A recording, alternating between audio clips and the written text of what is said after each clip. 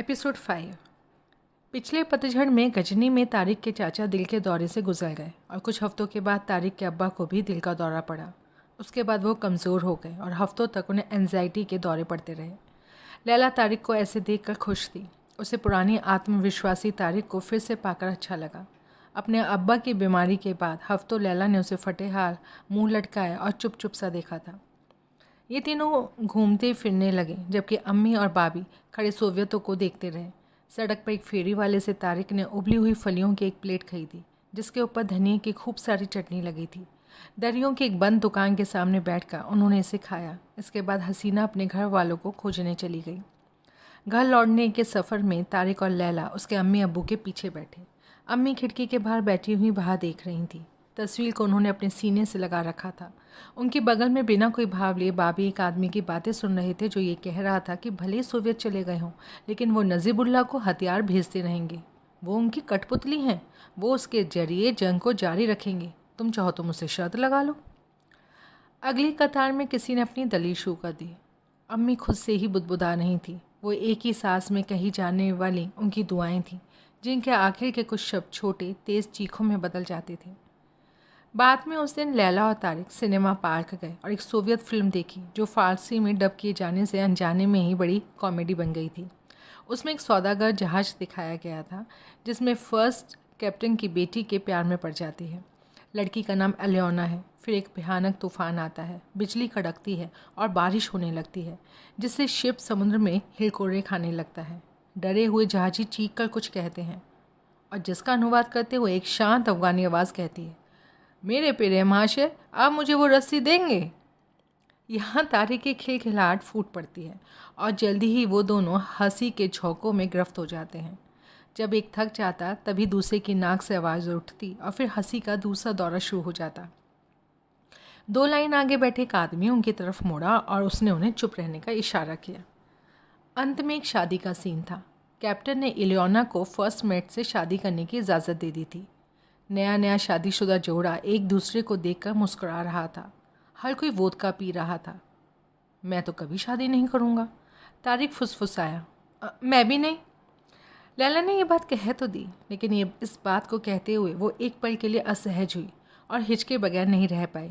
उसे फिक्र हुई कि उसकी आवाज़ से तारिक की बात पर उसकी निराशा जाहिर ना हो जाए।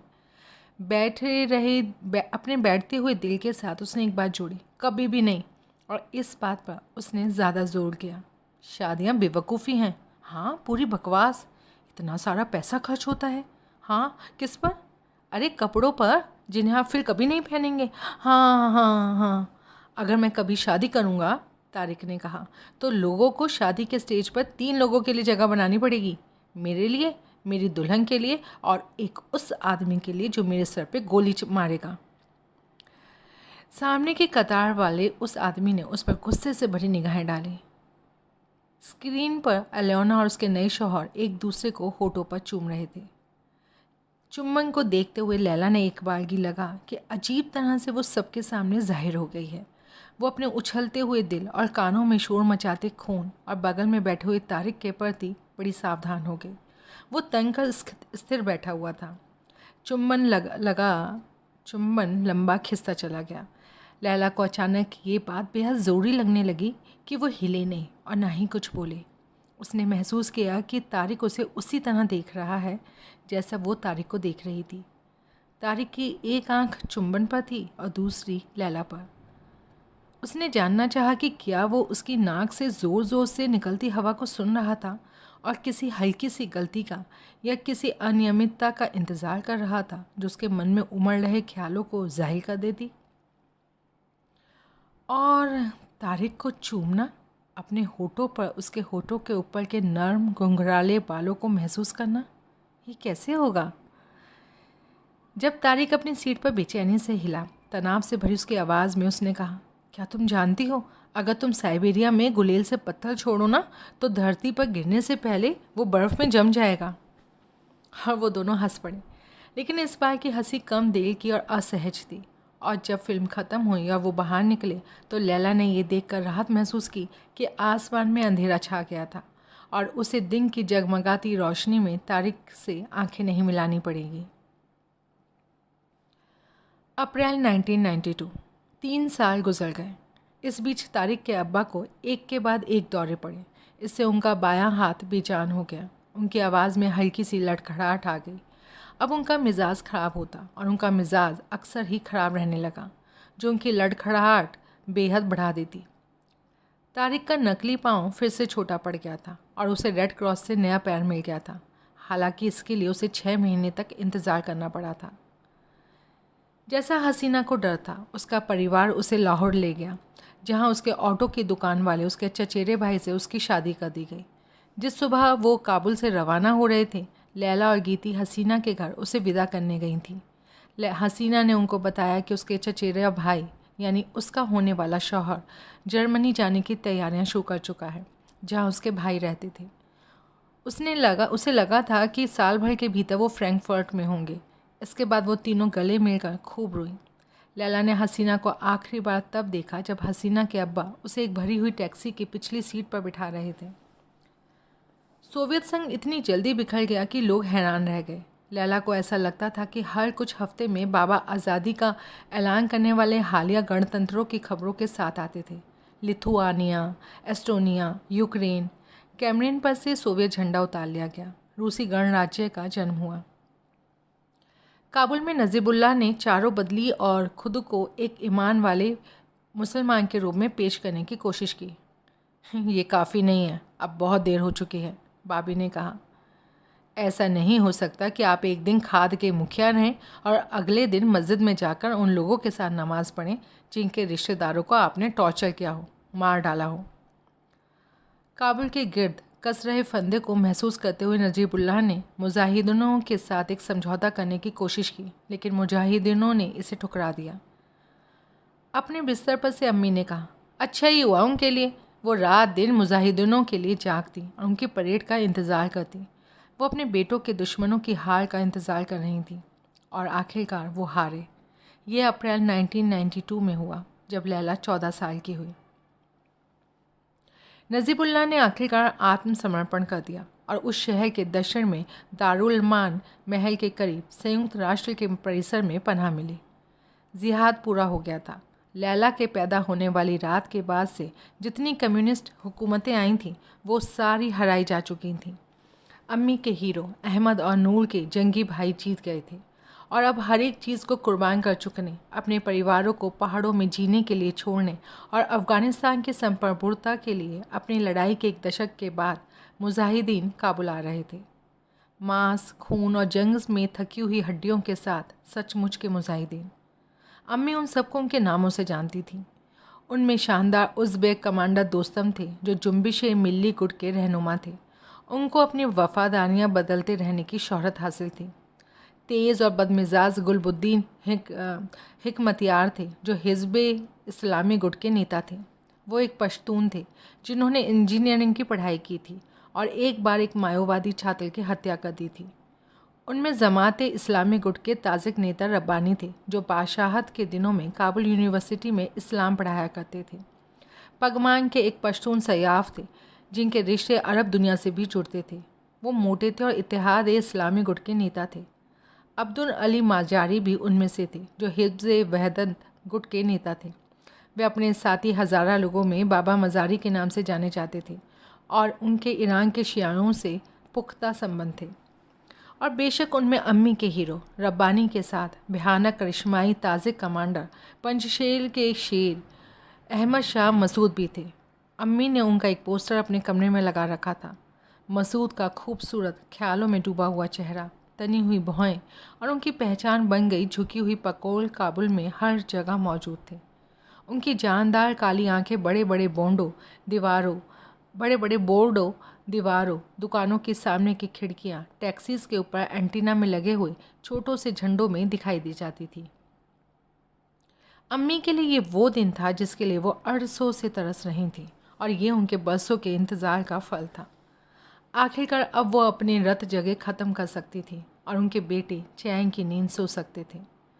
नजीबुल्लाह के आत्मसमर्पण करने के अगले दिन अम्मी बिस्तर से उठी तो वो एक नई औरत थी। 5 बरस पहले अहमद और नूर के शहीद होने के बाद से पहली बार उन्होंने काले कपड़े नहीं पहने। उस दिन अम्मी ने गहरे नीले रंग की लिनन की पोशाक पहनी, जिस पर सफ़ेद पोल्का डॉट्स थे। उन्होंने खिड़कियां साफ़ की, फर्श बुहारा, घर में ताज़ी हवा के लिए पर्दे हटाए और उस दिन देर तक नहाई। उनकी आवाज़ में खुशी भरी हुई थी। एक दावत ज़रूरी है, उन्होंने ऐलान किया। लैला को उन्होंने पड़ोसियों को दावत देने के लिए भेजा। उनसे कहना कि हम कल दोपहर में एक बड़ी दावत कर रहे हैं। रसोई में कूल्हों पर हाथ रखे खड़ी हुई और चारों तरफ का जायज़ा उन्होंने लिया। फिर दोस्ताना लहजे में बोली, तुमने मेरी रसोई के साथ क्या क्या कर डाला है लैला। कोई भी चीज़ अपनी जगह पर नहीं दिखती, हर चीज़ अलग जगह पर पड़ी है। उन्होंने इस नाटकीय अंदाज में बर्तनों और तसलों की जगह बदलनी शुरू की कि मानो वो उन पर नए सिरे से दावेदारी ठोक रही हों, मानो वो अब लौट कर आ गई हों और अपनी ज़मीन पर फिर से दखल कर रही हों।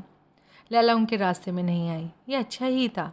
अम्मी खुशियों के जोश में भी उतनी ही अजय हुआ करती थीं जितनी गुस्से के आवेग में। बेचैनी से भरी हुई एनर्जी के साथ अम्मी ने खाने की तैयारी की। राजमा और सूखा हुआ सोया डालकर आयुष सूप बनाया, कोफ्ता, ताज़ा दही मिलाकर बनाया हुआ गर्मा गर्म मंटू जिसके ऊपर पुदीने की सजावट की जाएगी। तुम अपनी भौं के बाल नोच रही हो? अम्मी ने रसोई के आटे पर चावल का बड़ा सा थैला खोलते हुए कहा। बस थोड़ा बहुत। अम्मी ने थैले से ढेर सारा चावल निकालकर पानी से भरे एक बड़े काले भिगोने में डाला। उन्होंने अपनी आस्तीनें ऊपर चढ़ाई और चलाने लगी। तारिक कैसा है? उसके अब्बा बीमार चल रहे हैं, लैला ने जवाब दिया। वैसे कितनी उम्र होगी उसकी? पता नहीं, 60 के आसपास तो होंगे शायद। मैं तारिक की उम्र पूछ रही हूँ। अच्छा, वो 16। अच्छा लड़का है, तुमको नहीं लगता? लैला ने कंधे झटक दिए। हालांकि अब वो लड़का नहीं रहा है ना, 16, लगभग एक पूरा मर्द। तुमको नहीं लगता? आप क्या जानना चाह रही हैं अम्मी? कुछ भी नहीं, अम्मी ने मासूमियत से मुस्कुराते हुए कहा। कुछ नहीं, बस ये कि तुम कुछ नहीं। अच्छा होगा कि कुछ ना कहा जाए। ये ठीक है। मैं देख रही हूँ कि आप कुछ कहना चाहती हैं। अम्मी जिस तरह घुमा फिरा कर मजाक में उस पर आरोप लगा रही थी, लैला इससे चिढ़ गई थी। खैर, अम्मी ने भगोने की रिम पर हाथों को मोड़ा। उन्होंने जिस तरह से खैर कहा था और अपने हाथ मोड़े थे, उससे लैला को एक असहजता की झलक मिली, मानो इसे कितनी बार मन ही मन दोहराया गया होगा। उसे लगा कि अब ये भाषण देगी। बचपन में तुम लोगों का एक साथ भागना, दौड़ना, बातचीत करना एक अलग बात थी, उसमें कोई नुकसान नहीं था, अच्छा था। लेकिन अब मैंने देखा कि अब तुम ब्रा पहनने लगी हो लैला। लैला भौचक रह गई। हाँ, और जो भी हो, तुम मुझे इसके बारे में बता सकती थी। मैं नहीं जानती थी। मैं मायूस हूँ, तुमने मुझे बताया नहीं। अपना असर होते देख अम्मी और जोर से बोलने लगी। बहरहाल मैं अपने या ब्रा के बारे में बात नहीं कर रही थी, मैं तो तुम्हारे और तारिक के बारे में बोल रही थी। देखो, ये जो लड़का है ना, और उस तरह से मान मर्यादा से वैसे हमें क्या लेना देना, उसका तो कुछ भी नहीं। लेकिन हाँ, तुम एक लड़की की इज़्ज़त, खासकर तुम्हारी जैसी खूबसूरत लड़की की इज़्ज़त, मान मर्यादा बहुत नाजुक चीज़ होती है लैला। ये तुम्हारे हाथ में एक मैना चिड़िया की तरह है। तुम्हारी पकड़ थोड़ी सी हल्की हुई और चिड़िया फुर। और तुम्हारा वो सब दीवार पर चढ़ना, बगीचे में बाबी के चारों ओर मंडराना। लैला ने अपनी माँ की नकल करते हुए जल्दी से बोली। अरे, मैं और तुम्हारे बाबी, हम तो रिश्ते में चचेरे भाई बहन थे ना, और हमने शादी कर ली। पर बताओ, इस लड़के ने तुम्हारा हाथ मांगा? वो एक दोस्त है, रफ़ीक है, हम लोगों के बीच में ऐसा कुछ नहीं है अम्मी। लैला बहुत मजबूत लगने के बजाय अब अपने बचाव करने में लग गई। वो मेरे भाइयों की तरह है। उसने थोड़ा भटकते हुए ये जोड़ा, और इस पर अम्मी के चेहरे का भाव एक के बाद एक आने लगा और जाने लगा। उनका चेहरा गंभीर हो जाने लगा और वो जान गई कि उसने एक बहुत बड़ी गलती कर दी है, जो कि वो नहीं है। अम्मी ने सीधे सीधे कहा, तुम उस बड़े के एक टांग वाले बेटे को अपने भाइयों से मत मिलाओ। तुम्हारे भाई जैसा कोई नहीं है। मैंने ये नहीं कहा था अम्मी, वो मेरा मतलब ये था। अम्मी ने नाक से गहरी सांस ली और अपने दांत पीछे। जो भी हो, उन्होंने अपनी अधूरी बात पूरी की, लेकिन इस बार उनकी बातों में कुछ पल पहले का छुपा हुआ खुशी से भरा अंदाज नहीं था। मैं जो कहने की कोशिश कर रही हूँ लैला, वो सुनो और समझो। अगर तुम सावधान नहीं रहोगी तो लोग तुमको बातें बनाएंगे और हमको भी। लैला ने कुछ कहने के लिए मुंह खोला। ऐसा नहीं था कि अम्मी की बात में सच्चाई नहीं थी। लैला जानती थी कि तारिक के साथ सड़कों पर मासूम बेरोक टोक हंसी खेल के दिन अब गुजर चुके हैं। कुछ समय से एक साथ बाहर निकलने पर लैला एक नए तरह के अजनबीपन को महसूस करने लगी थी। उसे लगता था कि लोग उन्हें देख रहे हैं, उनकी निगाहें उन दोनों को परख रही हैं, उनके बारे में फुसफुसाकर बातें की जा रही हैं। लैला ने ऐसा पहले कभी महसूस नहीं किया था और अब भी उसने महसूस नहीं किया होता अगर उसने ये बुनियादी तथ्य नहीं जान लिया होता कि वो तारिक पर फिदा हो गई थी। वो उसको लेकर हताश और बेचैन रहती थी। जब भी वो करीब होता तो वो उसको लेकर बुरे ख्यालों में उलझ जाती थी कि कैसे तारिक की खुली हुई दुबली देह लैला की देह से लिपटी हुई है। रातों में बिस्तर पर पड़े हुए वो कल्पना करती कि तारिक उसके पेट को चूम रहा है। वो उसके होठों की कोमलता के बारे में जानना चाहती है। वो जानना चाहती है कि जब तारिक के हाथ उसकी गर्दन, उसकी छाती, उसकी पीठ और फिर उससे भी नीचे आएंगे तो लैला को कैसा महसूस होगा। जब वो तारिक के बारे में इस तरह से सोचती तो वो एक गुनाह के एहसास से भर जाती, लेकिन साथ ही उसके पेट के निचले हिस्से में एक अजीब सी गर्म सनसनाहट ऊपर उठती और फिर वो महसूस करती कि उसका चेहरा गुलाबी हो गया है। नहीं, अम्मी की बात में दम है। असल में वो जितना जानती हैं उससे भी ज़्यादा। लैला को शक हो रहा था कि उसके सारे नहीं तो कुछ पड़ोसी तो ज़रूर उसके और तारिक के बारे में बातें करने लगे थे। लैला ने छुपी हुई मुस्कानों पर गौर किया था। वो मोहल्ले में चल रही इस कानाफूसी के बारे में जानती थी कि लोग कहते थे कि वो दोनों एक जोड़ा थे। मिसाल के लिए उस दिन वो और तारिक सड़क पर साथ साथ चल रहे थे और जब वो जूता बनाने वाला राशिद और बुर्के में ढकी उसकी बीवी मरियम के पास से वो गुजरे। उसके पास से गुजरते हुए राशिद ने कहा, ख्याल लैला और मजनू है। उसका इशारा 12वीं शताब्दी के शायर निजामी के मशहूर फ़ारसी शायर की तरफ था। बाबी ने बताया था कि रोमियो एंड जूलियट की तरह फ़ारसी की अपनी प्रेम कहानी है। फ़र्क ये है कि उन्होंने भी ये भी जोड़ा था कि निज़ामी ने अपने बदकिस्मत प्रेमियों की दास्तान शेक्सपियर से 4 सदी पहले लिखी थी। हाँ, अम्मी की बात में दम था। लैला को गुस्सा इस बात पर आ रहा था कि अम्मी को ये कहने का हक नहीं था। अगर बाबी ने यह मामला उठाया रहता तो बात अलग थी, लेकिन अम्मी इतने बरसों की उदासीनता के बाद, इतने बरसों तक खुद को दबड़े में बंद किए रहने के बाद, और लैला कहाँ गई, किससे मिली, उसने क्या सोचा, इसकी परवाह भी नहीं करी और परवाह ना करने के बाद ऐसा कहना, ये तो नाइंसाफ़ी थी। लैला को लगा कि उसकी हैसियत इन बर्तनों और तसलों से बेहतर नहीं। जब भी जो चाहे उनसे नज़र फेर ले और जब मर्जी हो उन पर अपना दावा ठोक दिया जाए। लेकिन ये उन सब के लिए एक बड़ा और अहम दिन था।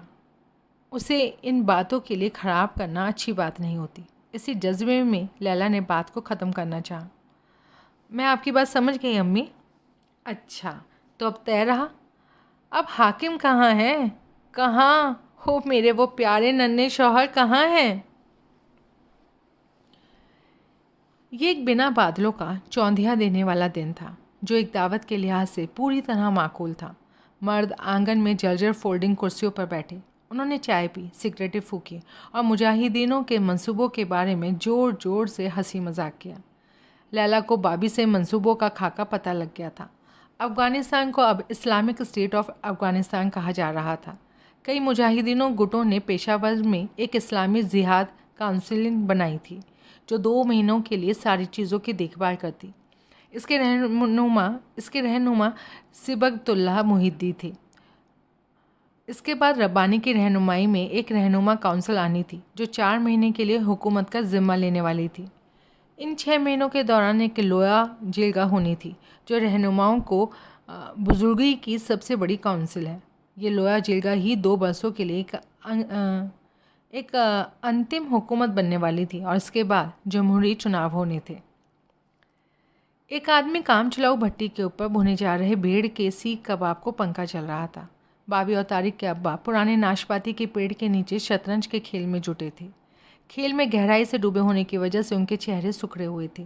तारिक भी एक तख्त पर बैठा हुआ बारी बारी से उनका खेल देख रहा था और बगल की टेबल पर चल रही सियासी बातचीत सुन रहा था। औरतें बैठक, गलियारे और रसोई में जमा हुई थीं।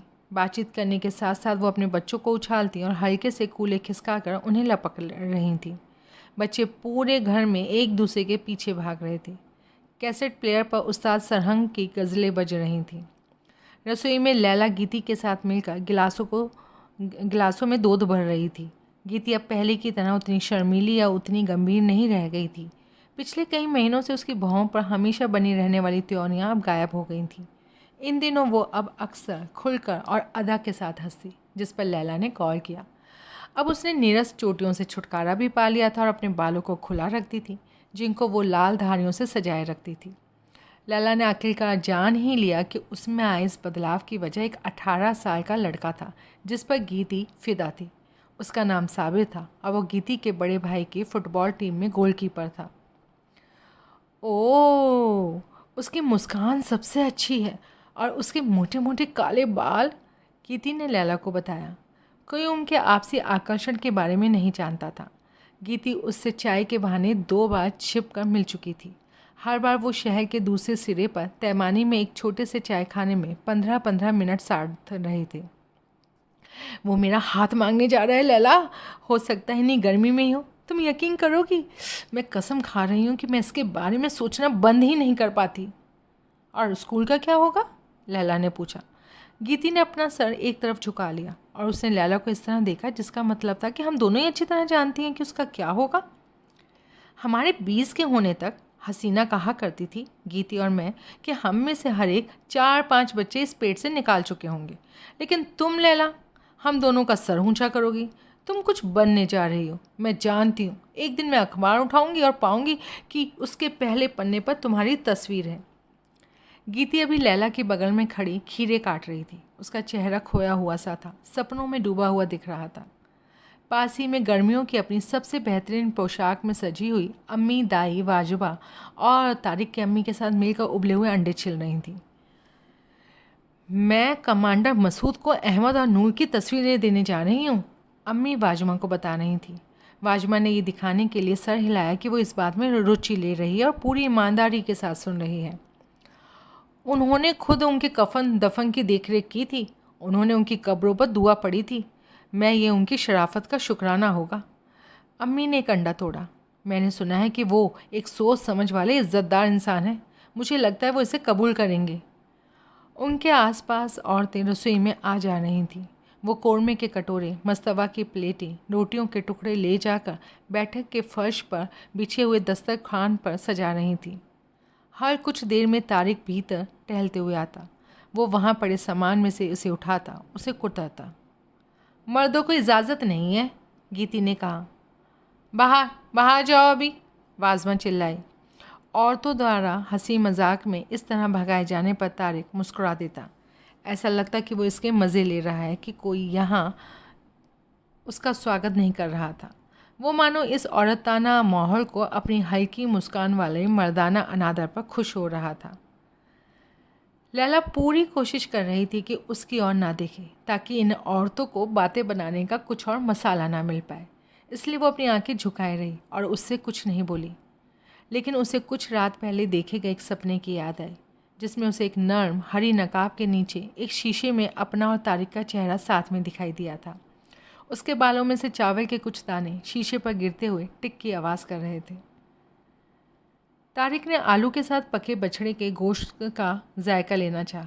हो बच्चा, गीती ने उसके हाथ के पीछे मारा, लेकिन तारिक ने किसी तरह उसे छीन ही लिया और हंसने लगा। वो अब लैला से लगभग 1 फुट लंबा हो गया था। उसने दाढ़ी शेव कर रखी थी। उसका चेहरा झुका हुआ तिकोना था। उसके कंधे चौड़े थे। तारिक को प्लेटेड पतलून, काले चमकते जूते और छोटी आस्तीन की कमीज़ें पहनना अच्छा लगता था, जिनमें उसका युवा मासल बाहें दिखती। उसे भरी हुई बाहें एक जोड़े पुराने जंग लगे बारबेल से हासिल हुई थी, जिससे वो रोज़ अपने आंगन में उठाकर अभ्यास करता था। इधर इसके चेहरे पर चंचलता से भरे हुए झगड़ालू होने का भाव भी दिखने लगा था। जब वो बोलता तो उसका सर सचेत रूप से एक तरफ झुके हुए तन जाता, और जब वो हंसता तो उसकी एक भौं मेहराब की शक्ल अख्तियार कर लेती। उसने अपने बाल बढ़ा लिए थे और लटके हुए गुच्छों को अक्सर यूं ही झटकते रहने की आदत डाल ली थी। तिरछी मुस्कान भी नई चीज़ों में शामिल थी। आखिरी बार जब तारिक को रसोई से भगाया जा रहा था तो उसकी अम्मी ने लैला को उसे छुप कर देखते हुए पकड़ लिया। लैला का दिल उछला और उसकी कसूरवार आंखें फड़फड़ाईं। फुर्ती के साथ वो कटे हुए खीरे को उस सुराही में डालने में लग गई जिससे पहले से नमक और पानी में फेंटी हुई दही डाल दी गई थी। लेकिन वो तारिक के अम्मी की समझदारी से भरी हल्की मुस्कान को महसूस कर पाए। मर्दों ने अपनी तश्तनियाँ गिलासें भर ली और उन्हें लेकर आंगन में चले गए। मर्दों ने अपना हिस्सा लेकर चले जाने के बाद औरतों और बच्चे दस्तरख्वान पर बैठे और उन्होंने खाना शुरू किया। दस्तरख्वान साफ़ किया जा चुका था और प्लेटें रसोइयों में जमा दी गई थी और इसके बाद ये याद करने का सिलसिला चल रहा था कि कौन ग्रीन टी लेगा और कौन काली चाय। कि कब तभी तारिक ने अपना सर हिलाकर इशारा किया और वो दरवाजे से बाहर चला गया। लैला ने 5 मिनटों तक इंतज़ार किया और फिर वो भी चली गई। तारिक उसे गली में 3 घरों के बाद मिला। वो 2 घरों के बीच में एक संकरी सी गली के मुहाने पर एक दीवार से टेक लगाए खड़ा था। वो उस्ताद अव्वल मीर का गाया एक पुराना पश्तो गीत गुनगुना रहा था। दाचे माँ जिब्बा वतन, दाचे माँ दादा वतन, ये हमारा खूबसूरत वतन, ये हमारा महबूब वतन। और वो सिगरेट पी रहा था। ये उसकी एक नई आदत थी। उसे सिगरेटें लिए घूमते लड़कों से सिगरेटें लेते लैला ने देखा था। लैला तारिक के नए दोस्तों को पसंद नहीं करती थी। वो सारे एक ही तरह से कपड़े पहनते, प्लेटों वाली पतलून और चुस्त कमीज़ें जो उनकी बाहों और सीने पर तन जाती थी। वो सब बहुत ज़्यादा कोलोन लगाते थे और सारे के सारे सिगरेट्स पीते थे। वो टोलियों में पूरे मोहल्ले में मजाक करते, ज़ोर ज़ोर से हंसते और कई बार तो लड़कियों पर फप्तियाँ कसते घूमते रहते। उन सब के चेहरों पर एक सी बेवकूफ़ी भरी आत्मसंतुष्टि वाली मुस्कान रहती। तारिक का एक नया दोस्त लोगों से खुद को रैम्बो कहलाने पर जोर देता। इसकी वजह बस ये थी कि वो सिल्वेस्टर स्टेलोन से कुछ कुछ मिलता था। तुम्हारी अम्मी अगर जान गईं कि तुम सिगरेट पीते हो तो वो तुम्हें मार डालेंगी, लैला ने कहा। उसने पहले एक तरफ और फिर दूसरी तरफ निगाह डाली और गली में घुस गई। लेकिन वो नहीं जानती, तारिक ने कहा। लैला के लिए जगह छोड़ते हुए वो बोला, लेकिन वो जान भी सकती है। कौन बताएगा उन्हें? तुम। लैला ने अपने पाँव थपथपाए। अपने राज हवाओं को बताओ, लेकिन उन पर इसका इल्ज़ाम मत लगाओ कि उन्होंने वो राज पेड़ों को बता दिया। तारिक एक भौं को मेहराब की तरह तानते हुए मुस्कुराया। किसने कही है ये बात? खलील जिब्रान ने। ऐसी दिखा रही हो तुम। अच्छा मुझे सिगरेट दो। तारिक ने सर झटक दिया और अपने हाथ बांध लिए। ये तरीका भी उसने हाल ही में सीखा था। पीठ दीवार से सटी हुई, हाथ बंधे हुए, मुंह के कोने में लटकती हुई सिगरेट और अच्छी टांग हल्की सी मुड़ी हुई। क्यों नहीं? तुम्हारे लिए अच्छा नहीं है। और क्या ये तुम्हारे लिए बुरा नहीं? मैं तो ये लड़कियों के लिए पीता हूँ। लड़कियों के लिए क्यों? वो इसे सेक्सी मानती हैं, समझी? ऐसा नहीं है। नहीं, यकीन मानो। तुम बेवकूफ़ लग रहे हो। इस बात से दिल पर चोट लगी। वैसे किन लड़कियों के लिए पीते हो? तुम जल रही हो? नहीं, मैं तो बस यूं ही पूछ रही हूँ। तुम यूं तो नहीं पूछ सकती। तारिक ने एक और कश लिया और धुएं की वजह से उसकी आंखें सिकुड़ी। मैं शर्त लगा सकता हूँ वहाँ लोग अब हमारे बारे में बातें कर रहे होंगे। लैला के दिमाग में अम्मी की आवाज़ गूंज रही थी। ये तुम्हारे हाथ में एक मैना चिड़िया की तरह है। तुम्हारी पकड़ थोड़ी सी भी हल्की हुई और चिड़िया फुर। अपराध बोध लैला को चुभने लगा। तब लैला ने अम्मी की आवाज़ को दबा दिया। इसकी जगह वो उस लहजे का मज़ा लेने लगी जिसमें तारिक ने हम कहा था। उससे ये सुनना कैसा रोमांचक, कितना साजिश भरा लगा और उसे ये कहते हुए सुनना कितना भरोसा देने वाला था। हम, इसमें एक जुड़ाव था, एक कबूलियत थी। उनका जुड़ाव इससे गाढ़ा हो रहा था। और वो क्या कर रहे होंगे? कि हम गुनाहों की नदी में तैर रहे हैं।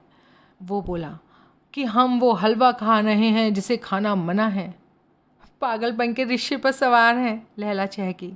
हराम कोरमा बना रहे हैं। और फिर वो दोनों हंसे। फिर तारिक ने कहा, लैला के बाल लंबे होते जा रहे हैं और ये अच्छा है। लैला की इच्छा हुई कि वो लाल ना पड़ जाए। तुमने बात बदल दी। किससे? वो खाली दिमाग वाली लड़कियां जो सोचती हैं कि तुम सेक्सी हो। तुम जानती हो? क्या जानती हो? कि मेरी नज़र सिर्फ तुम्हारे लिए है। भीतर ही भीतर लैला बेसुध हो गई। उसने तारिक का चेहरा पढ़ने की कोशिश की, लेकिन उसको ऐसा चेहरा दिखा जिसको पढ़ पाना नामुमकिन था। उसकी खुशी से भरपूर हल्की मुस्कान का उसकी सिकुड़ी हुई आंखों की कुछ कुछ बेकरार भरी निगाहों से कोई मेल नहीं था। एक चालाक सदी हुई नज़र जो चाहती थी कि उसे मजाक और ईमानदारी के बीच की कोई चीज़ माना जाए। तारिक ने अपने अच्छे पैर के जूते की एड़ी पर अपनी सिगरेट बुझाई। तो तुम इन सब के बारे में क्या सोचती हो? दावत? अब बताओ कि बुद्धू कौन है? मेरा मतलब है मुजाहिदीनों से हैं लैला, या वो काबुल आ रहे हैं? ओह, उसने भाभी से सुनी हुई ये बात बताना शुरू ही किया था कि बंदूक और अहम का एक परेशान कर देने वाला गठबंधन हो गया कि उसे घर से आता हुआ शोरगुल सुना और लोग ज़ोरों से चिल्ला रहे थे। लैला दौड़ पड़ी और तारिक उसके पीछे लंगड़ाता हुआ चला। आंगन में हंगामा हो रहा था। दो लोग आपस में झगड़ते हुए ज़मीन पर लौट रहे थे और उनके बीच में एक छुरी थी। लैला ने पहचाना कि उनमें से एक आदमी कुछ देर पहले सियासत पर बातें कर रहा था। दूसरा वो था जो कबाब के सीखों को पंखा झल रहा था। कई लोग उनको अलग करने की कोशिश कर रहे थे। भाभी उनमें नहीं थे। वो इस झगड़े से दूर एक दीवार से लगकर खड़े थे। उनके साथ ही तारिक के अब्बा खड़े थे जो चिल्ला रहे थे। अपने आसपास उत्तेजित आवाज़ों के बीच लैला ने टुकड़ों टुकड़ों में जो देखा सुना उनको एक साथ रखने पर उसे बात कुछ इस तरह समझ आई कि टेबल के पास सियासत की बातें करने वाला वो पश्तून अहमद शाह मसूद को गद्दार बता रहा था। उसका कहना था कि मसूद ने 1980 के दहाई में सोवियतों के साथ समझौता किया था। कबाब के पास वाला एक ताजिक था और उसने इस बेइज्जती के रूप में लिया और बात को वापस लेने की मांग की। पश्तून ने मना कर दिया। ताजिक ने कहा कि मसूद नहीं बल्कि अब भी उस पश्तून की बहनें सोवियत फौजियों के हवाले की जाती हैं। अब वो दोनों भिड़ गए। तब उनमें से एक ने छुरी भांजनी शुरू कर दी और इस पर लोगों की राय अलग अलग थी कि छुरी किसने निकाली थी। लैला ने डरते हुए देखा कि तारिक इस हाथापाई के बीच में कूद पड़ा है। उसने ये भी देखा कि अमन लाने की कोशिश कर रहे कुछ लोगों ने भी मुक्के चलाने शुरू कर दिए थे। उसे लगा कि उसने एक दूसरे ठुरी भी चलते देखा था।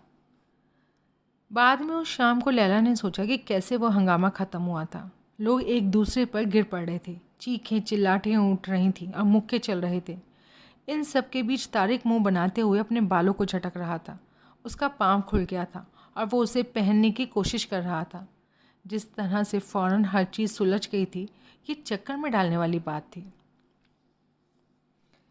रहनुमा काउंसिल वक्त से पहले ही बन गई थी। इसमें गलवानी को सदन चुना गया। दूसरे गुटों ने परिवारवाद की चीख पुकार मचाई। मसूद ने अमन और सब्र की अपील की। इन सब से अलग कर दिए गए हिकमत त्यार भीतर ही भीतर सुलग रहे थे। उत्पीड़न और उपेक्षा के लंबे इतिहास के साथ हज़ारा लोग भी खौल रहे थे। गालियाँ दी गईं, इशारे किए गए, तोहमतों का रेला बह निकला। गुस्से में बैठक ख़त्म कर दी गई और दरवाजे धड़ाम से बंद कर दिए गए। शहर सांभरों के हुआ था। पहाड़ों से भरी हुई मैगज़ीनें कलाश्निकोवों में खड़खड़ाई। हथियारों से सजे हुए मुजाहिदीनों के पास अब कोई साझा दुश्मन नहीं था, जो उन्होंने आपस में ही एक दूसरे को दुश्मन बना लिया। आखिरकार अब काबुल को ही अपना हिसाब अदा करना था। और जब काबुलों पर रॉकेट की बारिश शुरू हुई तो लोग पनाह मांगते हुए भागे। अम्मी भी सचमुच भागी। उन्होंने फिर से काले कपड़े पहने, अपने कमरे में जाकर पड़ी और खींचे हुए और खुद को संभालते हुए फिर से अपने को कंबल में ढक लिया। फिर सीटी बज रही है, लैला ने तारिक से कहा। इस सीटी से मुझे सबसे ज़्यादा नफ़रत है। तारिक ने समझदारी से सर हिलाया। लैला ने बाद में सोचा कि केवल सीटी का बजना ही बुरा नहीं लग रहा था, बल्कि जिस पल वो शुरू होती और जब तक उसका असर रहता, उसके दरमियान का पूरा समय ही बुरा लगता। बेचैनी से भरा वो छोटा लेकिन बहुत बड़ा समय, जब आप कुछ नहीं जानते, जब आप इंतज़ार कर रहे होते हैं, मानो कोई मुल्जिम अदालत में फ़ैसले का इंतज़ार करता है। अक्सर ये रात के खाने के वक्त होता था, जब लैला और बाबी टेबल पर होते। जब ये शुरू होता तो वो टेबल से सर उठाकर सीटी को सुनने लग जाते। कांटे हवा में ही उठे रह जाते और बिना चबाया हुआ खाना मुंह में ही रुक जाता। लैला को काली खिड़की में अपने और बाबी के आधे रोशन चेहरों के प्रतिबिंब दिखते। दीवार पर उनकी परछाइयाँ हिलडुल नहीं रही थी। सीटी फिर बजी। इसके बाद एक धमाका होता और उनको खुशी होती कि वो धमाका कहीं और हुआ है, और रुकी हुई सांसें छोड़ते हुए वो ये जानकर खुश होती कि आज के दिन के लिए वो बख्श दिए गए हैं। जबकि कहीं दूसरी जगह चीखों चिल्लाहटों, धुओं के दम घोंटू बादलों के बीच सब कुछ तहस नहस हो गया होता। उन्माद से भरे हुए लोग खाली हाथों से खोदते हुए मलबा हटा रहे होते। वहाँ बस किसी की बहन, भाई या पोते के बचे कुछ अंग पड़े होते। लेकिन जो लोग बचे नहीं रह पाए, उनके बारे में जानने की इच्छा बख्श दिए जाने के एहसास से जुड़ी होती थी। लैला दुआ पढ़ती हुई गली में भागती हुई जाती। यकीनन, इस बार तो यकीनन ही तारिक मलबे में दफन हो गया होगा। गम में बिस्तर में पड़े हुए लैला अपनी खिड़की पर चमकती सफ़ेद रोशनी को देखती। वो ऑटोमेटिक बंदूकों से होने वाली गोलीबारी की आवाज़ें सुनती और उन रॉकेट्स को गिनती जिनके घर के ऊपर से गुजरने से घर हिलने लगता और छत से प्लास्टर के टुकड़ों की बारिश होती। कुछ रातों में रॉकेट से निकलती रोशनी इतनी तेज़ होती कि उसमें किताब पढ़ी जा सकती थी। उन रातों में नींद नहीं आती, और अगर आती भी तो लैला के सपनों में आँख और बिखरे हुए हाथ पैर और जख्मियों की कढ़ाएँ भरी रहती। सुबह भी कोई राहत नहीं लाती। मुअज्जिन की आज़ान गूंजती तो मुजाहिदीन अपनी बंदूकें रख देते। अपने चेहरे पश्चिम की तरफ मोड़ कर वो नमाज़ पढ़ते। इसके बाद वो जानमाज मोड़ते, बंदूकें भरते और फिर पहाड़ियों और काबुल के बीच गोलीबारी का सिलसिला शुरू हो जाता। लैला और पूरा शहर इस बेचारगी को देखता रहता, जैसे बूढ़ा सांतियागो अपनी मछली के टुकड़े टुकड़े होते देखता रहता था। बत्ती जहाँ भी जाती उसे मसूद के लोग दिखते। वो उनको गलियों में घूमते और हर 500 गज पर कारों को रोककर पूछताछ करते दिखते। अपनी वर्दी और उनकी वर्दी उनकी पहचान बन गई, और पकोलो पहने हुए वो तोपों के ऊपर बैठे सिगरेट फूंकते। चौराहे पर रात गन से भरी बोरियों के पीछे से वो राहगीरों को देखते रहते। अब लैला उतना बाहर नहीं जाती थी, और जब जाती तो हमेशा तारिक के साथ जाती, जो इसे अपनी बहादुरी भरा फ़र्ज समझता था। मैंने एक बंदूक खरीदी है, एक दिन तारिक ने कहा। वो लैला के घर के बाहर आंगन में नाशपाती के पेड़ के नीचे ज़मीन पर बैठे थे। उसने बंदूक लैला को दिखाई। तारिक ने बताया कि ये सेमी ऑटोमेटिक बेरेट्टा बंदूक है। लैला को ये बस काली और डरावनी लगी। मुझे ये पसंद नहीं, बंदूकें मुझे डराती हैं। तारिक ने मैगज़ीन हाथ में उल्टी पलटी। पिछले हफ्ते काटे सेंस में एक घर से 3 लाशें मिली, उसने बताया। सुना तुमने? वो बहनें थीं, उन सब के साथ रेप किया गया था। उनके गले काट दिए गए थे और किसी ने उनकी उंगलियों से अंगूठी निकालने के लिए उन्हें दांतों से काट डाला था। तुम देख कर ही बता सकती थी कि उन पर दांतों के निशान थे। मैं ये सब सुनना नहीं चाहती। मैं तुमको घबराना नहीं चाहता, डराना नहीं चाहता, तारिक ने कहा। लेकिन मुझे लगता है इसे लेकर चलना अच्छा रहेगा। लैला अब तारिक से ही जानती कि सड़कों पर क्या हो रहा है। वो जो कुछ भी सुनता उसे लैला को बताता। मिसाल के लिए तारिक ने ही उसे बताया था कि मिलिशिया के लोग पहाड़ों में ठहरे हुए हैं। वहाँ वो अपने निशानेबाजों को और भी तेज़ बना रहे हैं। उन्होंने निशानेबाजों से कह रखा है कि नीचे मर्दों, औरतों और बच्चों या जिनको भी वो चुन लें, उन पर गोली दाग कर वो प्रैक्टिस कर सकते हैं। उसने लैला को बताया कि वो कारों पर रॉकेट दागते हैं, लेकिन कुछ वजहों से टैक्सीज़ को छोड़ देते हैं, जिससे लैला को समझ में आया कि क्यों लोगों में अपनी कारों को पीले रंग में रंगने की होड़ लगी हुई है। तारिक ने उसे उन धोखेबाजों के बारे में बताया जो काबुल में अपनी वफादारियां बदल रहे हैं। मिसाल के लिए लैला को उससे पता लगा कि इसी सड़क पर बाईं तरफ दूसरे अकासीमिया पेड़ के साथ लगे हुए घर एक सेनापति का है। उसने उसे बताया कि जो फार्मेसी गिरा दी गई है और उसके बाद बेकरी के पास ख़त्म हो रहे आगे के 4 ब्लॉक एक और सेनापति के सेक्टर हैं, और अगर वो सड़क पार करके आधा मील पश्चिम की तरफ जाए तो वो खुद जिस ज़मीन पर पाएगी वो एक और सेनापति की है, और इस तरह वो निशानेबाजों की गोलियों की जद में आ जाएगी। अम्मी के जावाज अब इसी नाम से पुकारे जाते थे, सेनापति। लैला ने उनको तोफंगदार कह जानता भी सुना था, राइफलमैन। दूसरे लोग अब भी उनको मुजाहिदीन कहते थे, लेकिन बोलते वक्त उनके चेहरे से लगता था कि वो मजाक उड़ा रहे हैं। नापसंदगी जाहिर करने वाले अपने चेहरे के साथ वो गहरी नफरत भरी और अपमानित करने वाली बातें भी कहते, मानो वो उनको जलील कर रहे हों। तारिक ने मैगज़ीन को बंदूक में लगा लिया। ये क्या कर रहे हो? लैला ने कहा। तुम इसका इस्तेमाल करोगे? लोगों को मारोगे? तारिक ने अपनी डेनिम की कमर में बंदूक खोस ली। इसके बाद उसने एक प्यारी और डरावनी बात कही। तुम्हारे लिए, उसने कहा। मैं इससे तुम्हारे लिए लोगों को मार सकता हूँ लैला। वो उसके करीब सरक आया और उनके हाथ आपस में रगड़ खा गए, एक बार और फिर दोबारा। जब तारिक की उंगलियां यूं ही उसकी उंगलियों में सरकने लगी तो लैला ने ऐसा होने दिया, और जब तारिक एकाएक उसके ऊपर झुक आया और अपने होठों से उसके होठों को दबाने लगा तो एक बार फिर लैला ने उसे ऐसा करने दिया। उस पल लैला को लगा कि अम्मी की मान मर्यादा और मैना चिड़िया की सारी बातें बेकार थी, यहाँ तक कि वो उसे बकवास लगी। इस सारे कत्लेआम और लूट के बीच, इस सारी बदसूरती के बीच एक पेड़ के नीचे बैठकर तारिक को चूमने में कोई नुकसान नहीं था। ये तो एक छोटी सी बात थी, इसे माफ़ किया जा सकता था। इसलिए उसने तारिक को चूम लेने दिया, और जब वो पीछे हटा तो लैला झुकी और उसने तारिक को चूमा। तब उसका दिल गले तक आ रहा था, चेहरा सिहर रहा था और उसके पेट की गहराइयों में आग जल रही थी। उस साल 1992 के जून महीने में पश्चिमी काबुल में सेनापति सयाफ के पश्तून बलों और हज़ाराओं के बदहत गुटों के बीच भारी गोलाबारी हुई। गोलियों की वजह से बिजली के तार टूटकर गिर गए। दुकानों और घरों के पूरे ब्लॉक ज़मींदोज़ हो गए। लैला ने सुना कि पश्तून मिलिशिया हज़ारों घरों पर हमले कर रही है और पूरे परिवारों को गोलियां मार रही है। तुरंत फुरत सजाएं दी गईं। उसने ये भी सुना कि हज़ारा लोग पलटवार करते हुए आम पश्तून लोगों को अगवा कर रहे हैं, पश्तून लड़कियों का रेप कर रहे हैं और पश्तून मोहल्लों पर गोलियां बरसा रहे हैं और कत्लेआम आम कर रहे हैं। हर रोज़ पेड़ से बंधी हुई लाशें मिलती। कभी कभी वो इतनी जली हुई होती कि पहचानना नामुमकिन होता। अवरार उनके सरों में गोली मारी गई होती और उनकी आंखें निकाल ली गई होती, उनकी ज़बानें कटी हुई होती। बाबी ने काबुल छोड़कर चले जाने के लिए अम्मी को मनाने की कोशिश की। वो कर लेंगे, अम्मी ने कहा। ये लड़ाई तो कुछ वक्त के लिए है, वो लोग बैठकर कुछ हल निकाल लेंगे। फरीबा, ये लोग बस जंग लड़ना ही जानते हैं, बाबी ने कहा। उनके एक हाथ में दूध की बोतल और दूसरे में बंदूक लेकर चलना ही सीखा है। तुम कौन होते हो बोलने वाले? अम्मी ने उनकी बात काट दी। क्या तुमने जिहाद लड़ी है? क्या तुमने अपनी कोई चीज़ छोड़ दी है और अपनी ज़िंदगी जोखिम में डाली है? अगर मुजाहिदीन नहीं होते तो आज भी हम सोवियतों के गुलाम होते, इसको याद रखना। और अब तुम चाहते हो कि हम उनको धोखा दे दें? उनको हम धोखा नहीं दे रहे हैं फरीबा।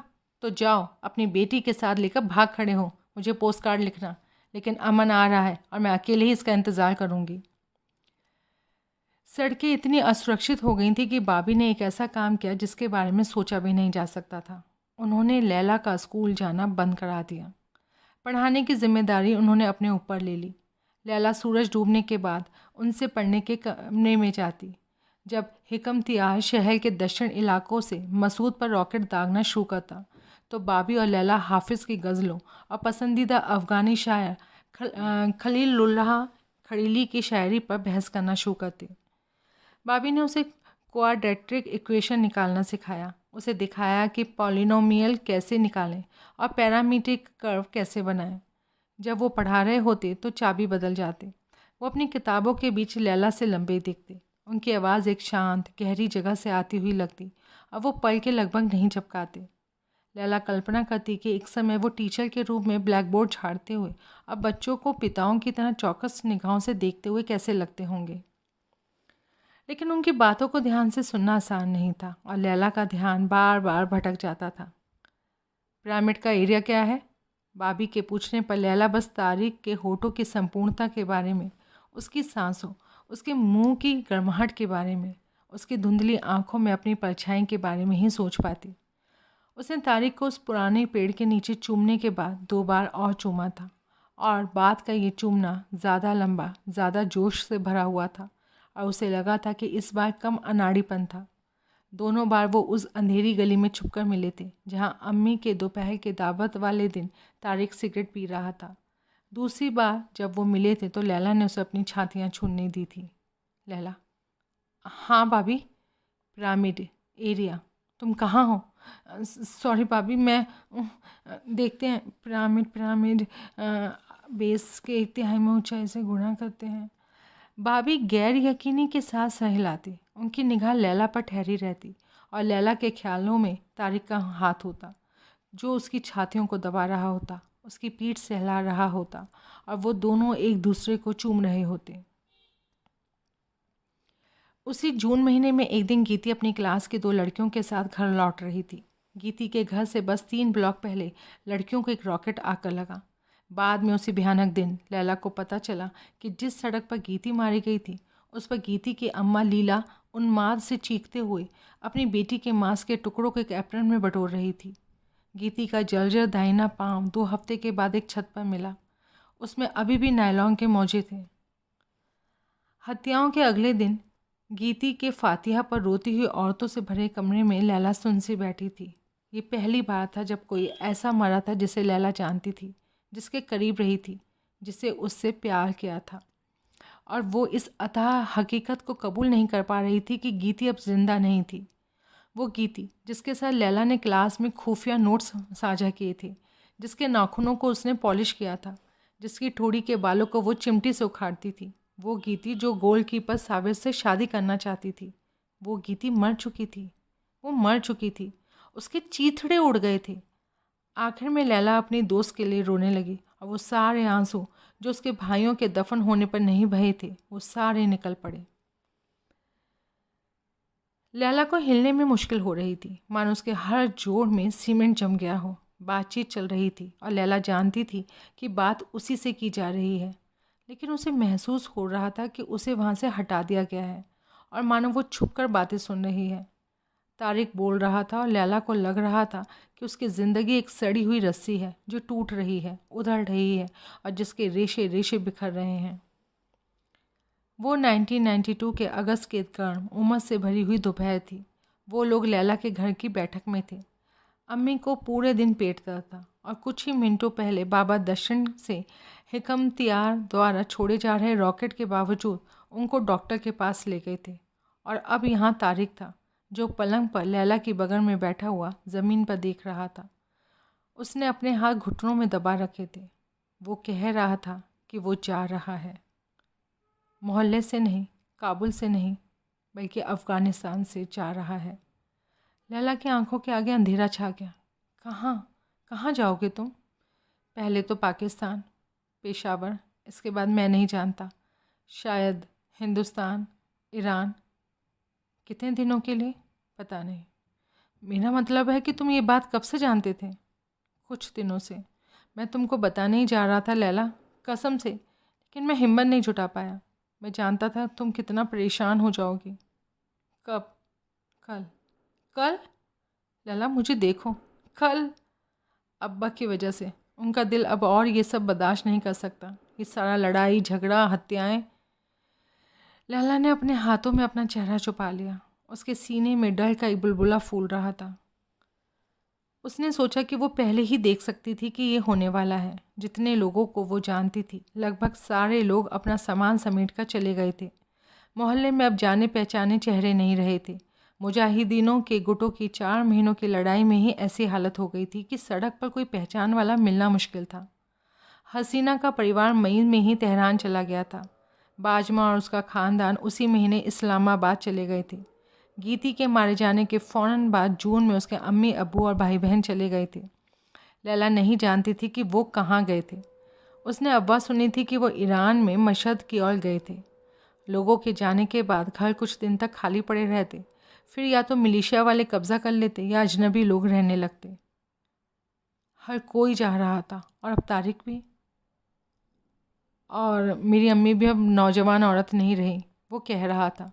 वो लोग हमेशा डरे रहते हैं। लैला, लैला मुझे देखो, मुझे बताना चाहिए था, प्लीज़ मेरी तरफ देखो। लैला ने एक आह भरी।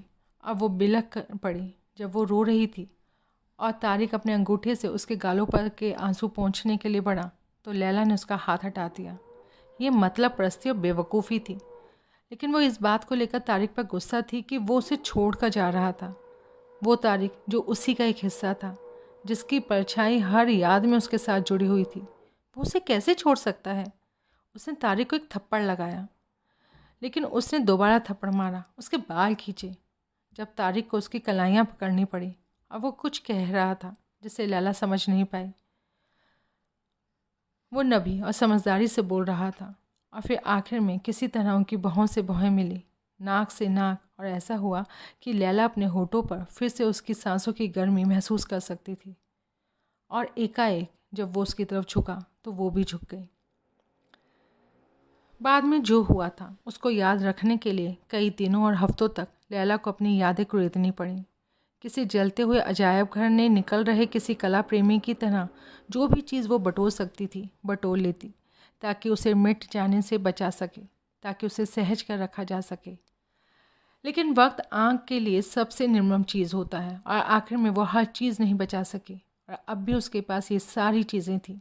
नीचे उठे दर्द की वो पहली टीज़, दरीक पर तिरछी धूप, तारिक के ठंडे सख्त पैर पर रगड़ती लैला की एड़ियाँ, पास पास लेटे हुए जल्दी जल्दी कपड़ों का खोलना, लैला के हाथों में तारिक के कोहनी, तारिक के कॉलर बोन के नीचे उल्टी मैंडोलिन की शक्ल का पैदाइशी निशान और उसका दमकता हुआ लाल रंग, लैला के चेहरे के ऊपर मंडराता उसका चेहरा, लैला के होठों और ठोड़ी को गुदगुदी हुई उसकी काली लटों से, वो डर जो उन लोगों ने खोज निकाला था।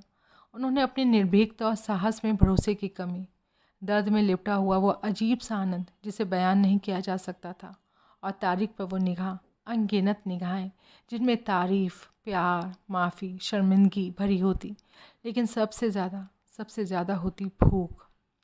इसके बाद बस उन्माद था। जल्दी जल्दी कमीज़ें खोली गईं, बेल्ट निकाले गए, बालों में उंगलियां धंस गईं, और जब ये ख़त्म हुआ तो वो बैठे।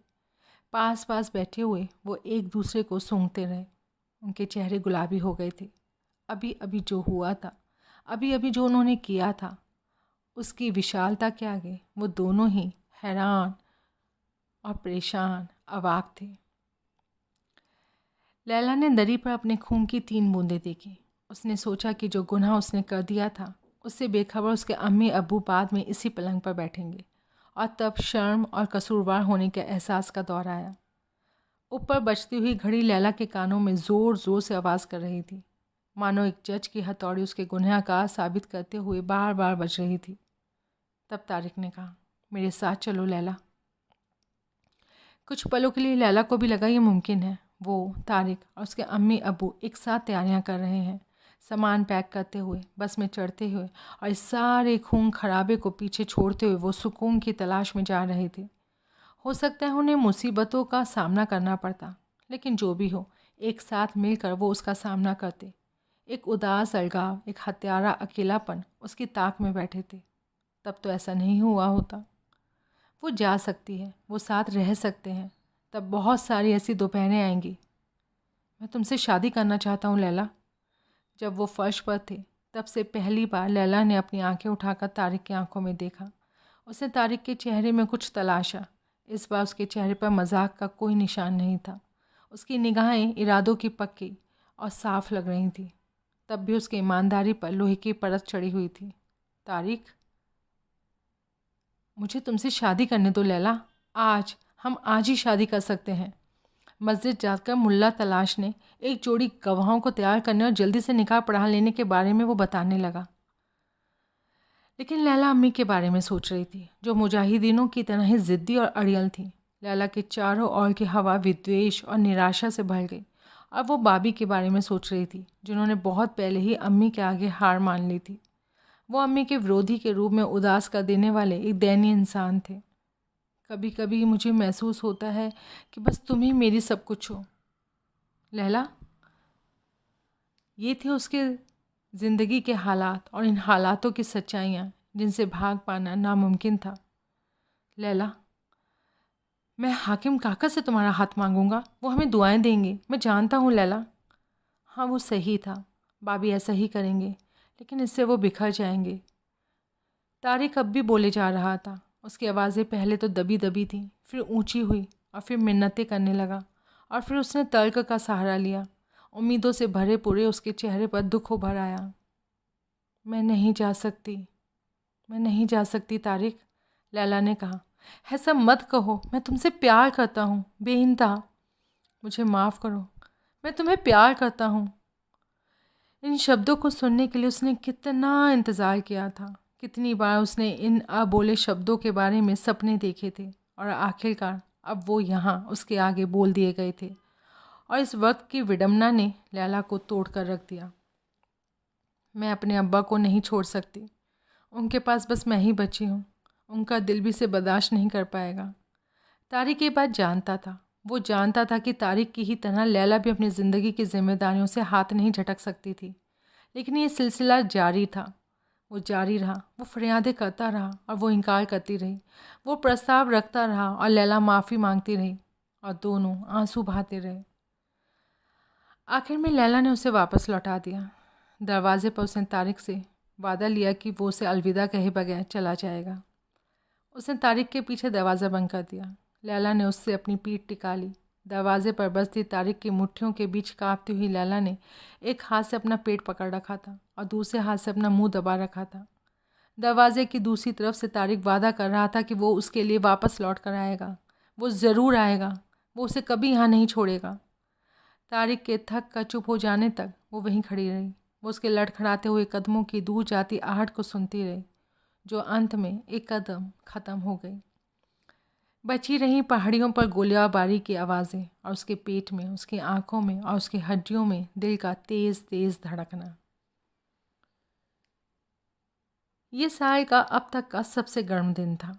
पहाड़ हड्डियों को झुलसाने वाली गर्मी में घिरे हुए थे और शहर पर गर्मी धुएं की तरह छाई हुई थी। बिजली कई दिनों से गायब थी।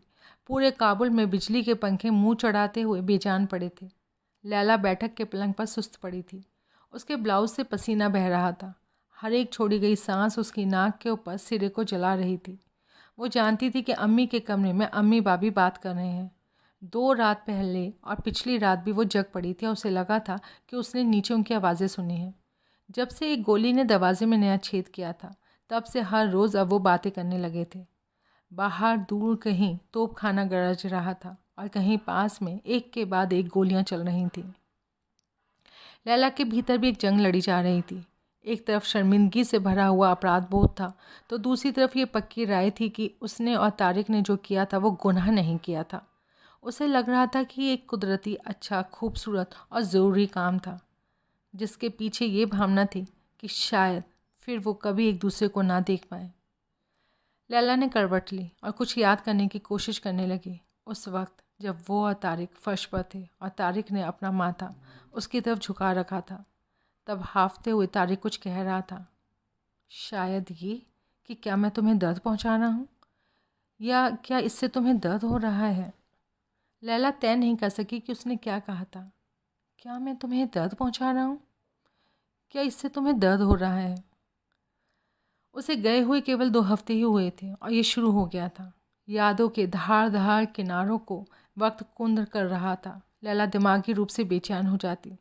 उसने क्या कहा था, ये बात उसे एकाएक अहम लगने लगी, जिसे वो जानती थी। लैला ने अपनी आंखें बंद कर लेती, खुद को एक जगह ध्यान करने की कोशिश करती। वक्त गुजरने के साथ साथ वो धीरे धीरे इससे ऊब गई। वो पाती कि जो मर चुका था उसे फिर तरोताज़ा करना, उसकी धूल झाड़ना और उसे फिर से ज़िंदा करना दिन पर दिन थकाऊ होता जा रहा था। असल में बरसों बाद एक दिन ऐसा आएगा जब उसको खो देने पर इतना नहीं पछताएगी, या इतनी बेचैनी से, इतनी नज़दीकी से नहीं पछताएगी। एक दिन आएगा जब उसके चेहरे के छोटे छोटे ब्यौरे यादों की पकड़ से फिसलने लग जाएंगे। जब सड़क पर कोई माँ तारिक नाम से अपने बच्चे को पुकारेगी तो उसका ध्यान नहीं भटकेगा। वो उसकी कमी उस तरह से महसूस नहीं करेगी जैसा अब कर रही है। आज जब उसकी गैर मौजूदगी का दर्द उसका लगातार से एक साथी बना हुआ है, मानो किसी कटे हुए अंग का बहुत ही भयंकर दर्द हो। आगे वो सोचती, बहुत दिनों में कभी कभार जब वो एक सयानी औरत बन चुकी होगी तो किसी कमीज़ का इस्त्री करना या अपने बच्चों को झूले पर झुलाना या कोई हल्की सी बात, किसी गर्म दिनों पाँव के नीचे की दरी की गर्माहट या किसी अजनबी के माथे का घुमाव उसे उस दोपहर की याद दिलाएगा जब वो दोनों साथ थे। और तब सारा कुछ एक साथ सामने आ जाएगा। अपने आप उसकी याद आएगी, उनका हैरान कर देने वाला अविवेक, उनकी फुहड़ता, उस काम का दर्द, उसका आनंद, उसकी उदासी। आपस में उलझी हुई उनकी देहों की गर्माहट और ये सब उसे बहा ले जाएगा। वो सांस लेना भूल जाएगी। लेकिन फिर भी ये भी गुजर जाएगा, ये पल गुजर जाएगा। पीछे रह जाएगी दबी कुचली लैला, जो बस एक धुंधली सी बेचैनी भर महसूस कर रही होगी। और फिर उसने तय किया कि तारिक ने यही कहा था, क्या मैं तुम्हें दर्द दे रहा हूँ? हाँ, यही था वो। लैला खुश थी कि उसे याद आ गया। तभी बाबी गलियारे में आए और सीढ़ियों के ऊपर खड़े होकर उसका नाम लेकर पुकारा, उसे जल्दी से ऊपर आने को कहा। वो राजी हो गई हैं, उन्होंने कहा। दबी हुई खुशी की वजह से उनकी आवाज़ काँप रही थी। हम जा रहे हैं लैला, हम तीनों, हम काबुल से जा रहे हैं। अम्मी के कमरे में वो तीनों बिस्तर पर बैठे थे। बाहर हिकरम तार और मसूद की सेनाएं आपस में लड़ रही थीं और उनके छोड़े हुए रॉकेट आसमान में सनसनाते हुए गुजर रहे थे। लैला जानती थी कि शहर में कहीं कोई अभी अभी मरा है और कोई इमारत अभी धूल में मिली है जिसके ऊपर काले धुएं का ही बादल मंडरा रहा है। सुबह में लाशें निकालनी होंगी, कुछ निकाली जा सकेंगी और कुछ नहीं। फिर काबुल के कुत्ते दावत उड़ाएंगे जिनके मुंह में अब इंसानी गोश्त लग चुका है। फिर भी लैला को सड़कों पर दौड़ने की इच्छा जागी। वो अपनी खुशी को मुश्किल से जब्त कर पाए। खुशी से उछल पड़ने के बदले बैठने के लिए उसे कोशिश करनी पड़ी। बाबी ने बताया कि वो पाकिस्तान जाएंगे और वीज़ा के लिए अर्जी दायर करेंगे। पाकिस्तान, जहाँ तारिक था। तारिक तो बस 17 दिन पहले ही गया था। लैला ने उत्साह के साथ गिना। अगर अम्मी ने अपना मन 17 दिन पहले बना लिया होता तो वो साथ साथ जाते। वो अभी इस वक्त तारिक के साथ होती। लेकिन इससे कोई फ़र्क नहीं पड़ता। वो पेशावर जा रहे हैं। वो, अम्मी और बाबी, और वो तारिक और उसके अम्मी अब्बू को खोज लेंगे। हाँ, यकीनन वो खोज लेंगे। वो अपने कागजाती काम साथ साथ करेंगे। तब किसे पता है यूरोप, अमेरिका, शायद समंदर के किनारे कहीं, जैसा कि बाबी हमेशा कहा करते थे। अम्मी सिरहाने के तख्त से टिककर आधा लेटी और आधा बैठी थी। उनकी आंखें सूजी हुई थी। वो अपने बाल नोच रही थी। 3 दिनों पहले खेला हवा खाने बाहर गई थी। वो सामने के दरवाजे के पास उनसे टिक कर खड़ी थी जब उसने दरखने की एक ज़ोरदार आवाज़ सुनी और उसके दाएं कान के पास हवा में कुछ सरसराया और उसकी आंखों के सामने लकड़ी के छोटे टुकड़े उड़ने लगे। गीती की मौत के बाद और हज़ारों राउंड गोलियां चलने और काबुल पर बेहिसाब रॉकेट्स के गिरने के बाद अब उनके दरवाजे में बन गए एक छोटा सा छेद का दिखना था जिसने अम्मी को झकझोर कर जगा दिया था। लैला का सिर जहाँ था वहाँ से महज 3 उंगलियों से भी कम दूरी पर एक छेद बना था और इस छेद ने अम्मी को दिखा दिया था कि एक जंग ने पहले ही उनके 2 बच्चों की जान ले ली थी।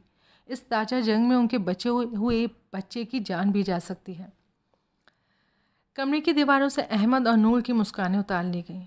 लैला ने अम्मी की निगाहों को एक दूसरी तस्वीर पर कसूरवाराना तरीके से आते जाते हुए देखा, मानो वो उनकी सहमति मांग रही हों, उनकी दुआ, मानो उनसे माफ़ी मांग रही हों।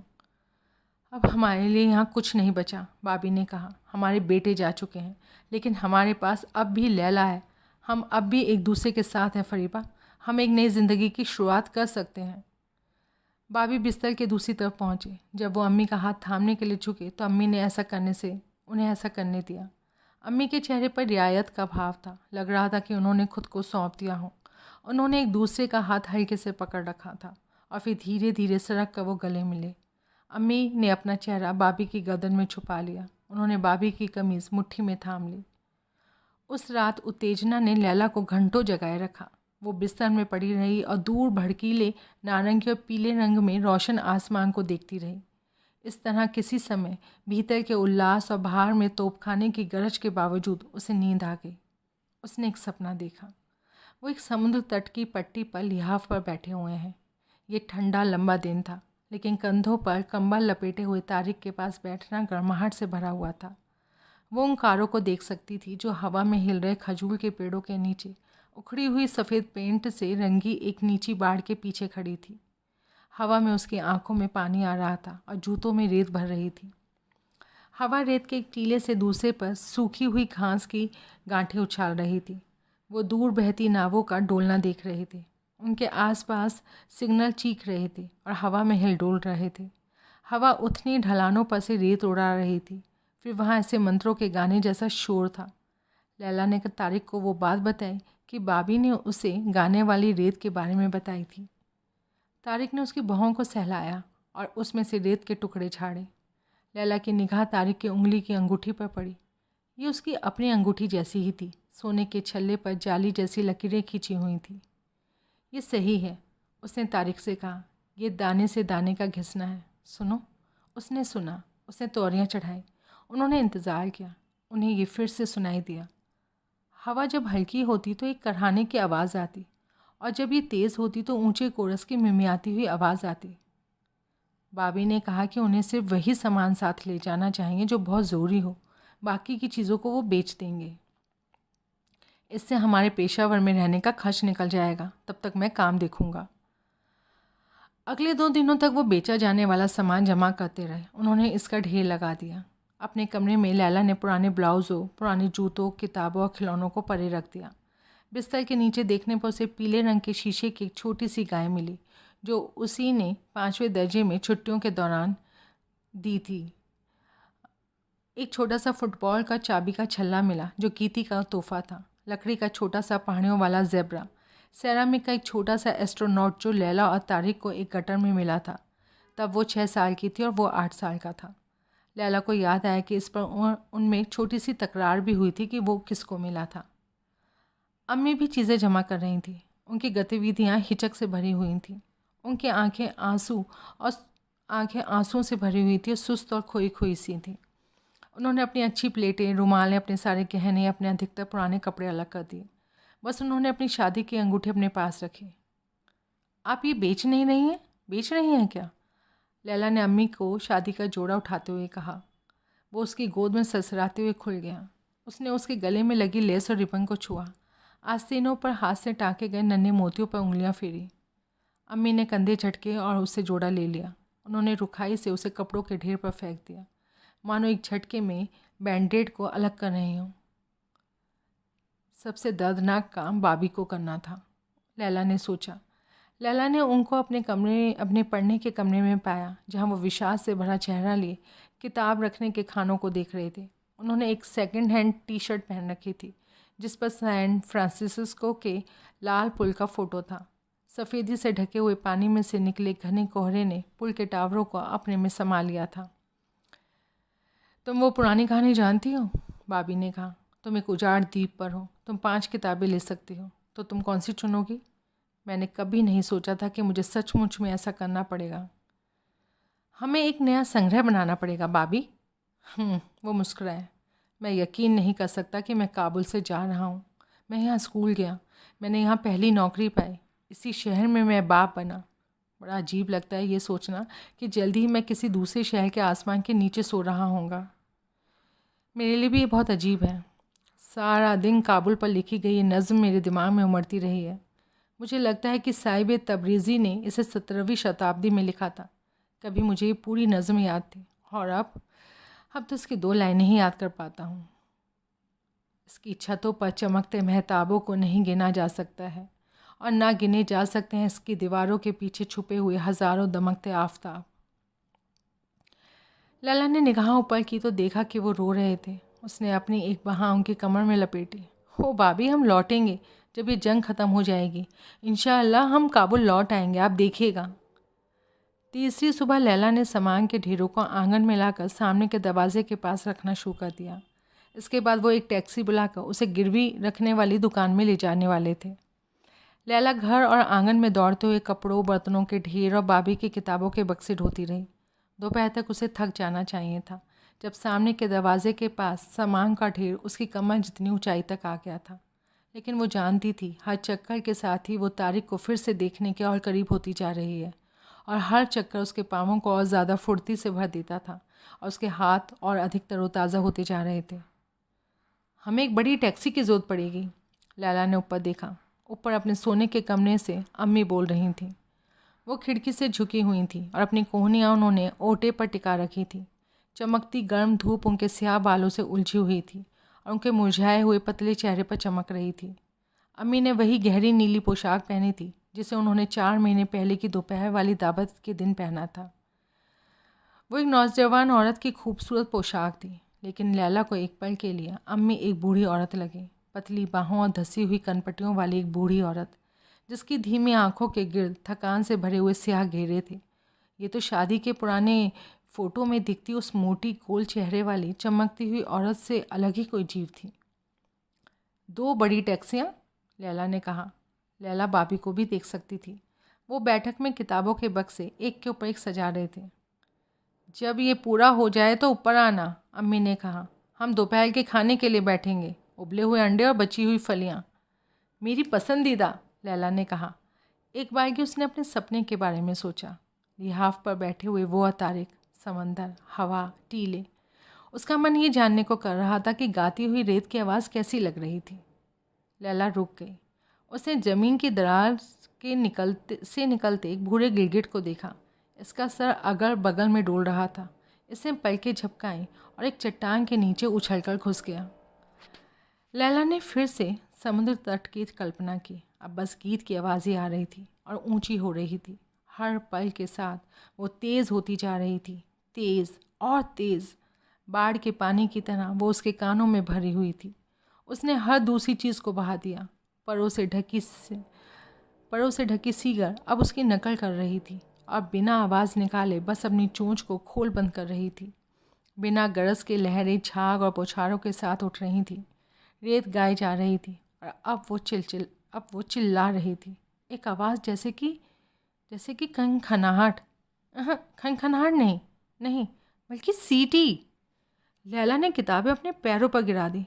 उसने आसमान में देखा, अपनी आंखों पर हाथ से ओट बना लिया। और तभी एक भयानक गरज आई। उसके पीछे सफ़ेद चमक उभरी। उसके पैरों के नीचे ज़मीन लरज उठी। पीछे से कुछ गर्म और ज़ोरदार चीज़ ने उसे धक्का दिया।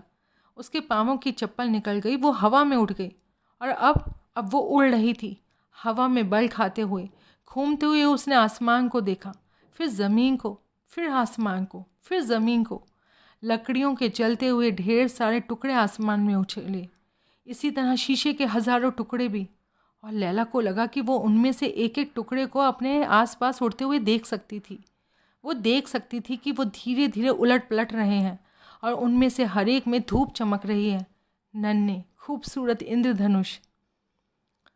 और तभी लैला दीवार से टकराई, फिर वो ज़मीन पर आ गिरी। उसके नेक चेहरे और बाहों पर धूल और कंकड़ और शीशों की बौछारें थीं।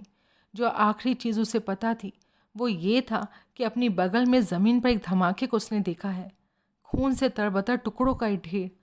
और इन सब के ऊपर घने कोहरे में से एक लाल पुल झांक रहा था।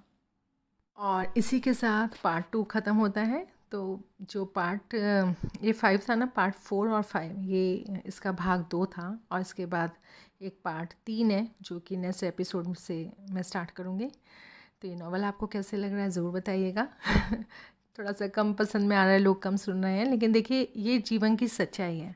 तो हम जो कहानियाँ हंसी मजाक का और थ्रिलर और ये सब जो सस्पेंस स्टोरी सुनते हैं, उसके अलावा ऐसी कहानियाँ भी सुननी चाहिए। हालांकि बहुत लोगों ने पढ़ लिया होगा अब तक, तो इस पर बहुत सारी सीरीज़ और सब कुछ बन चुका है। पर लड़ाई हमेशा ही बहुत बुरी होती है, ज़िंदगियों को उजाड़ने वाली। जैसे कि यूक्रेन पूरा बर्बाद हो गया, अफ़गानिस्तान पूरा बर्बाद हो गया। तो लड़ाइयाँ कभी भी खुशी तो नहीं लाता। अब ईरान का भी ऐसे ही हाल हो रहा है, पर क्या कर सकते हैं।